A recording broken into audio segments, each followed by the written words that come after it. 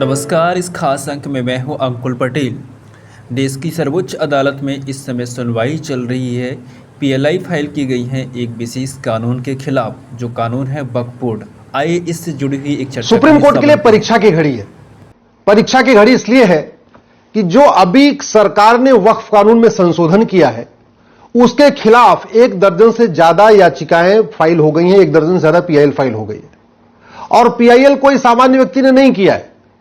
कांग्रेस के सांसद इमरान प्रतापगढ़ी ने किया है, मोहम्मद जावेद ने किया है, ओवैसी साहब ने किया है, अरशद मदनी जी ने किया है, अमानुल्लाह खान ने किया है। ऐसे 1 दर्जन से ज्यादा पीआईएल फाइल हुई हैं।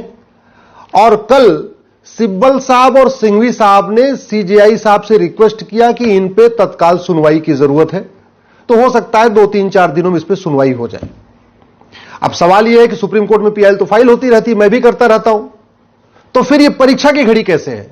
परीक्षा की घड़ी ऐसे है कि ये 1995 वाले कानून को जब मैंने सुप्रीम कोर्ट में चैलेंज किया था, उस समय सीजेआई थे चंचूड़ साहब, उनके साथ बैठे थे जस्टिस सूर्यकांत। वो अभी कुछ दिनों के बाद वो भी सीजेआई बन जाएंगे। उस समय चंचूड़ साहब ने हमसे कहा था कि आप ये बताओ कि आपकी कितनी जमीन पे वक्फ बोर्ड ने कब्जा कर लिया है। आप सीधे सीधे सुप्रीम कोर्ट क्यों आ गए? हाई कोर्ट भी जा सकते थे। उन्होंने कहा कि पहले ये एस्टेब्लिश करिए कि इस कानून के कारण आपको क्या नुकसान हो रहा है, आपका कौन सा फंडामेंटल राइट वायलेट कर रहा है। तो मैंने कहा साहब, जब अगर पर्सनल नुकसान हो तो फिर पीआईएल किस बात की? पीआईएल का तो मतलब ही होता है पब्लिक इंटरेस्ट लिटिगेशन। हमारा कोई पर्सनल इंटरेस्ट लिटिगेशन थोड़ी है, कोई हमारी खुद की जमीन थोड़ी गई। हमारी जमीन अगर कब्जा होती तो मैं हाईकोर्ट जाता, कहीं और जाता। क्योंकि ये कानून पूरे देश का है, संसद का बनाया हुआ है और पूरे देश में जमीनों पर कब्जा हो रहा है, इसलिए मैं सुप्रीम कोर्ट आया हूं। मैंने एक लिस्ट बनाई थी कि देश भर में वक्फ बोर्ड ने कितनी जमीनें कब्जा किया है। हालांकि उस समय मेरे पास जो लिस्ट थी वो 10 लाख एकड़ की थी। हमें यही पता था कि भारत में 10 लाख एकड़ जमीन पे वक्फ बोर्ड ने कब्जा किया हुआ है। और अभी जब ये कानून बदल रहा था तब पता चला कि नहीं, ये तो 40 लाख एकड़ हो चुका है। तो हमारे पास जितनी जानकारी थी उस समय, वो जानकारी मैंने एक नोट्स बना के कोर्ट के सामने रखना चाहा। तो चंचूड़ साहब ने मुझे वो नोट्स भी नहीं पढ़ने दिया। उन्होंने कहा, not a single word mister Upadhyay, एक शब्द आप नहीं बोल सकते, हम नहीं सुनेंगे आपको। अंत में मैंने मजबूर होकर अपनी पीआईएल वापस लिया और मैं फिर दिल्ली हाई कोर्ट गया। अगले ही सप्ताह दिल्ली हाई कोर्ट ने नोटिस जारी किया, सरकार को नोटिस जारी हुआ। उसके बाद देश के अलग अलग हाई कोर्ट में पीआईएल फाइल होना शुरू हुई। कुल मिला के 120 पीआईएल इस समय पूरे देश में अलग अलग हाई कोर्ट में चल रही है। और उसके बाद फिर सरकार संशोधन लाई, जेपीसी बना, आगे क्या क्या हुआ आपको पता है, उसको बताने की जरूरत नहीं है। अब सवाल यह है कि मैंने भी वक्फ एक्ट को चैलेंज किया था और इस समय ओवैसी साहब, इमरान प्रतापगढ़ी, मोहम्मद जावेद साहब ने भी वक्फ एक्ट को चैलेंज किया। मैंने 1995 वाले को चैलेंज किया था। इस समय इन लोगों ने जो 1995 वाले में संशोधन हुआ है उसको चैलेंज किया है। लेकिन बात वही है। तो क्या अब सुप्रीम कोर्ट जो सवाल हमसे पूछा था वही सवाल मोहम्मद जावेद, असउद्दीन ओवैसी, अमानुल्लाह खान, मौलाना अरशद मदनी, इमरान प्रतापगढ़ी के वकीलों से पूछेगी क्या? क्योंकि सवाल हमसे पूछा था कि आपकी कितनी जमीन पे वक्फ बोर्ड ने कब्जा किया, तो यह सवाल तो पूछना चाहिए जावेद साहब से, ओवैसी साहब से, अमानुल्लाह खान, अरशद मदनी से कि आप यह बताओ कि आपकी कितनी जमीन को सरकार ने अब तक ले लिया। पहले तो यह पूछना चाहिए ओवैसी जी से, मदनी जी से, इमरान प्रतापगढ़ी से कि आपके पूर्वजों ने कितनी जमीन वक्फ किया है, पहले तो यह बता दो। और जो आपके पूर्वजों ने जमीन वक्फ किया है उसमें से कितनी जमीन नए कानून के बाद सरकार ने कब्जा कर लिया। सवाल यह भी होना चाहिए कि क्या संसद के द्वारा बनाए गए कानून को सुप्रीम कोर्ट में चैलेंज कर सकता है क्या? क्योंकि सांसद संविधान की शपथ लेता है और वो कहता है मैं संविधान के अनुसार कार्य करूंगा, और संविधान के अनुसार पार्लियामेंट में कानून बना। तो क्या सांसद को पीआईएल फाइल करने का अधिकार है क्या सुप्रीम कोर्ट में? और दूसरा, क्या सांसद को वकालत करने का अधिकार है क्या? क्योंकि सिब्बल साहब भी वकील है और सिंघवी साहब भी वकील है। मैं इसलिए पूछ रहा हूं कि एक कांस्टेबल भी अपनी नौकरी के दौरान दूसरा काम नहीं कर सकता। चाहे वो थानेदार हो, चाहे हवलदार हो, चाहे वो पेशकार हो, चाहे तहसीलदार हो, चाहे कलेक्टर हो या कप्तान हो, अरे बाकी तो छोड़ो, लॉ कॉलेज का प्रोफेसर भी जब तक नौकरी में है दूसरा काम नहीं कर सकता, जब तक उसको वेतन सरकार से मिल रहा दूसरा काम नहीं कर सकता। इवन टीचर को भी प्राइवेट कोचिंग खोलने का अधिकार नहीं, जबकि जो स्कूल है वो तो 5-6 घंटे ही चलता है, फिर भी सरकार ने नियम बना रखा है कि नहीं, जो सरकारी स्कूल का टीचर है वो कोचिंग नहीं चला सकता। सरकारी डॉक्टर अपनी क्लिनिक नहीं चला सकता, हॉस्पिटल नहीं खोल सकता, ये नियम है। तो फिर सांसद और विधायक जिनको वेतन भत्ता, गाड़ी, बंगला सब कुछ मिलता है अच्छा कानून बनाने के लिए, जब तक वो सांसद हैं, जब तक वो विधायक हैं, जब तक वो वेतन ले रहे हैं, जब तक वो भत्ता ले रहे हैं, जब तक सरकारी गाड़ी का यूज कर रहे हैं, क्या उनको कोई भी दूसरा काम करने की छूट मिलनी चाहिए? क्या उनको वकालत करने की छूट मिलनी चाहिए? मुझे लगता है सुप्रीम कोर्ट को एक बार इस पे भी ध्यान देना चाहिए। सवाल एक बात यह भी है कि क्या जैसे हमसे सुप्रीम कोर्ट ने कहा था कि आप हाई कोर्ट क्यों नहीं गए, सीधे सुप्रीम कोर्ट क्यों आए, क्या यही सवाल अब सिब्बल साहब से, सिंघवी साहब से पूछा जाएगा? तो क्या यही सवाल इमरान प्रतापगढ़ी, मोहम्मद जावेद, अरशद मदनी, ओवैसी साहब से पूछा जाएगा? और अब तो ज्यादा पूछना बनता है, इसलिए पूछना बनता है कि सुप्रीम कोर्ट कई बार कह चुका है कि अगर किसी मामले पे देश की अलग अलग हाई कोर्ट में मैटर पेंडिंग है तो कायदे से वो मैटर पहले हाई कोर्ट चलना चाहिए और फिर सुप्रीम कोर्ट आना चाहिए। जब 120 PIL फाइल हो गई सुप्रीम कोर्ट में, अलग अलग देश के हाई कोर्ट में, तो मैंने एक ट्रांसफर पिटीशन फाइल किया था और वो ट्रांसफर पिटीशन भी जस्टिस सूर्यकांत साहब की बेंच में लगी थी। तब उस समय जस्टिस सूर्यकांत साहब ने कहा था कि काम करिए, पहले किसी एक हाई कोर्ट का फैसला आने दीजिए, फिर देखेंगे क्या करना है। अभी ट्रांसफर पिटीशन भी एक्सेप्ट नहीं किए।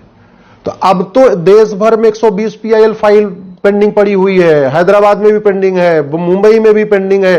सारी ऐसी देश की कोई हाई कोर्ट नहीं है जहां 1-2 PIL पेंडिंग नहीं है वक्फ एक्ट के खिलाफ। और नए वाले जो आ रहे हैं ये भी वक्फ एक्ट के खिलाफ आ रहे हैं। बस हम पुराने वाले कांग्रेस वाले जो कानून था 1995 का, हमने उसको चैलेंज किया, ये लोग जो अभी नया वाला संशोधन है उसको चैलेंज किया। तो अब यह देखना है कि क्या सुप्रीम कोर्ट इन लोगों को, ओवैसी साहब को, इमरान प्रतापगढ़ी को, मोहम्मद जावेद को, मदनी साहब को यह कहती है कि काम करो, अपने हाई कोर्ट जाओ, वहां पहले से मामला पेंडिंग है, वहीं जाके पहले अपनी बहस करो, और जब किसी हाई कोर्ट का फैसला आ जाएगा तब सुप्रीम कोर्ट हम देखेंगे। सुप्रीम कोर्ट क्या करता है बहुत जल्दी क्लियर हो जाएगा। क्या सुप्रीम कोर्ट का जो स्टैंड मेरे लिए था वही स्टैंड ओवैसी, मदनी, इमरान प्रतापगढ़ी के लिए रहेगा? क्या जब मेरे जैसा एक छोटा सा वकील बहस कर रहा था, सुप्रीम कोर्ट का वही स्टैंड जब सिब्बल साहब बहस करेंगे, सिंघवी साहब बहस करेंगे, तब भी वही रहेगा? देखना है, 2-3 दिन में क्लियर हो जाएगा। अब बात आती है कि ये वक्फ जो है प्रॉपर्टी, ये हो क्या रहा है? लॉजिक क्या दी जा रही है कि जो मुगलों की प्रॉपर्टी थी वक्फ प्रॉपर्टी हो गई। तो मैं ये पूछना चाहता हूं, क्या जहां तक भगवान श्री राम ने राज किया था वो सारी प्रॉपर्टी हिंदुओं की है क्या? क्योंकि जहां तक भगवान श्री राम ने राज किया था उसमें अब तक 25 देश बन चुके हैं, तो उन फिर 25 देशों की पूरी प्रॉपर्टी हिंदुओं की होनी चाहिए। क्या जहां तक भगवान भरत ने राज किया था वो सारी प्रॉपर्टी हिंदुओं की है क्या? क्या जहां तक राजा युधिष्ठिर ने राज किया वो सारी प्रॉपर्टी हिंदुओं की है क्या? क्या जहां तक चंद्रगुप्त ने राज किया वो सारी प्रॉपर्टी हिंदुओं की है क्या? क्या जहां तक सम्राट अशोक ने राज्य किया क्या वो सारी प्रॉपर्टी सनातनियों की है क्या? मैं इसलिए पूछ रहा हूं कि अगर राजा के हिसाब से फॉर्मूला चलेगा फिर तो मुगलों से शुरू क्यों करना चाहिए, थोड़ा मुगलों के पीछे शुरू करना चाहिए। और जहां पे युधिष्ठिर ने राज किया, भरत जी ने राज किया, भगवान श्री राम ने राज किया, चंद्रगुप्त ने राज किया, अशोक ने राज किया, वहां तो 25 देश बन चुके हैं, फिर तो 25 के 25 देश पूरा हिंदुओं के होने चाहिए, वो सारी प्रॉपर्टी हिंदुओं की होनी चाहिए। भाई पिछले 2500 साल में भारत के 25 टुकड़े हुए और 7 टुकड़े तो 1857 के बाद हुआ है, यानी पिछले 200 साल में 7 टुकड़े हुए। तो कायदे से चाहे ये म्यांमार हो, चाहे तिब्बत हो, चाहे अफगानिस्तान हो, चाहे पाकिस्तान हो, चाहे बांग्लादेश हो, ये सारी प्रॉपर्टी फिर तो हिंदुओं की होनी चाहिए अगर राजा के हिसाब से चल रहा है। और अगर नहीं, फार्मूला एक है, तो फिर मुगलों की जमीन वक्फ कैसे हो सकती है? और जब मुगलों की जमीन वक्फ नहीं हो सकती तो मुगलों के नवाबों, मुगलों के निजामों, मुगलों के जागीरदारों, मुगलों के जमींदारों, मुगलों के तीमारदारों, मुगलों के रजाकारों की जमीन वक्फ कैसे हो सकती है? भाई बड़ी सीधी सी बात है, शासन बदलता है तो जमीन ट्रांसफर हो जाती है। यानी जब तक मुगल थे, मुगल राज कर रहे थे, उसके बाद अंग्रेज आए, सारी जमीन का मालिकाना हक अंग्रेजों को ट्रांसफर हो गया। 1947 में देश आजाद हो गया, 1950 में संविधान लागू हो गया, सारी की सारी जमीन भारत सरकार को ट्रांसफर हो गई। कल को फिर तो अंग्रेज बोलेंगे कि अंग्रेजों का जहां जहां राज था कॉमनवेल्थ में, पाकिस्तान, अफगानिस्तान, बांग्लादेश, यहां वहां जहां जहां था, फिर तो अंग्रेज बोलेंगे सारी जमीन चर्च की है भैया, क्योंकि राज हमारा था, सारी जमीन क्रिश्चियंस की हो गई। ऐसे नहीं चलता। एक बात और, जो हिंदू पाकिस्तान बांग्लादेश से छोड़ के भारत आए, उनकी जमीन तो वहां की सरकार की हो गई, वहां के बासिंदों की हो गई, वहां के लोगों ने ले लिया।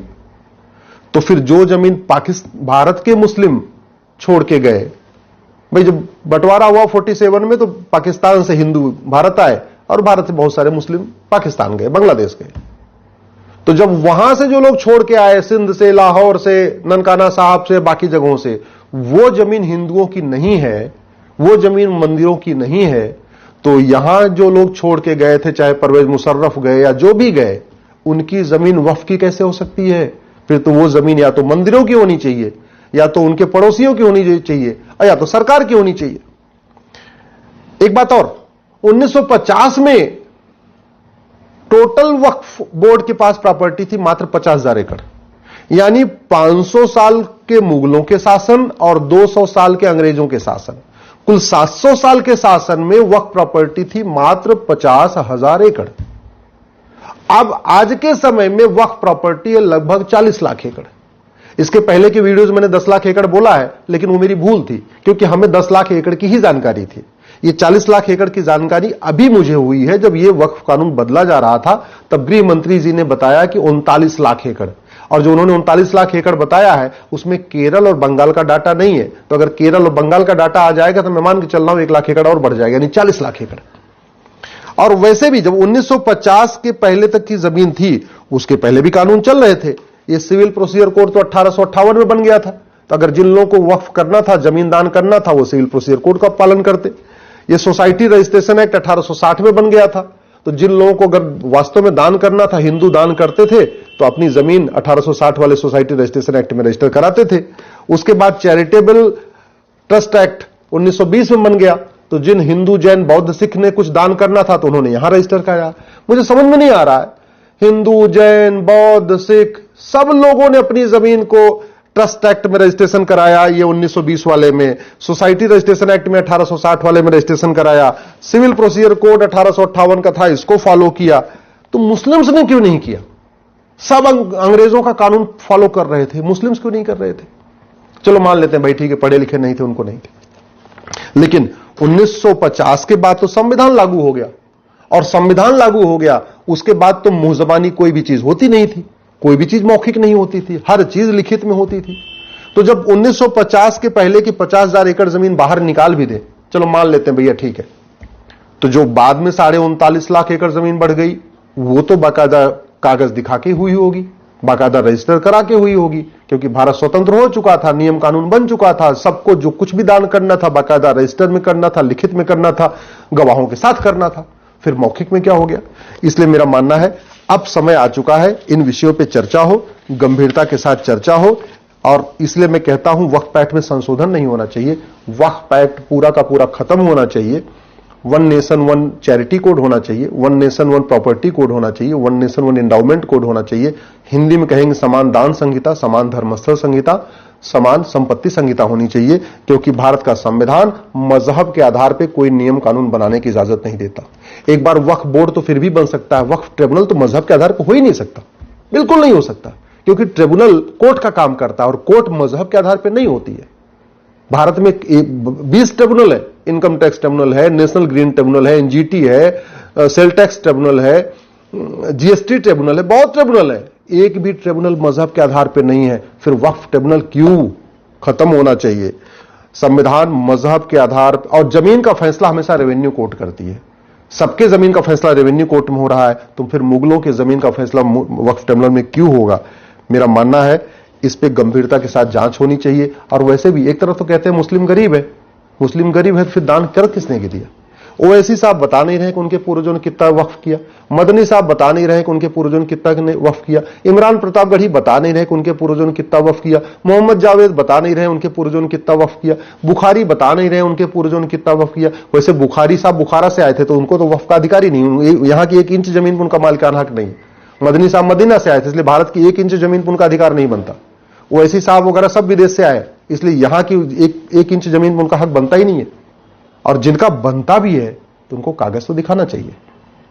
अगर मेरी बात ठीक लग रही हो तो इस वीडियो को अधिक से अधिक शेयर करिए, अपने सांसदों को भेजिए, विधायकों को भेजिए। अगर आपके जान पहचान में कोई नेता है, अभिनेता है, लेखक है, बुद्धिजीवी है, पत्रकार है, कलमकार है, उसको ये वीडियो भेजिए।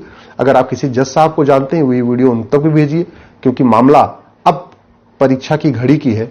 देखना यह है कि सुप्रीम कोर्ट ने जो स्टैंड हमारे जैसे एक छोटे से वकील के लिया, क्या वही स्टैंड सिब्बल और सिंघवी साहब जैसे बड़े वकीलों के लिए भी होता है? सुप्रीम कोर्ट ने जो स्टैंड हमारे लिए लिया, क्या वही स्टैंड ओवैसी के लिए, मोहम्मद जावेद के लिए, इमरान प्रतापगढ़ी के लिए भी लेती है? अब ये देखना है। बहुत जल्दी सुनवाई होगी, दूध का दूध पानी का पानी हो जाएगा।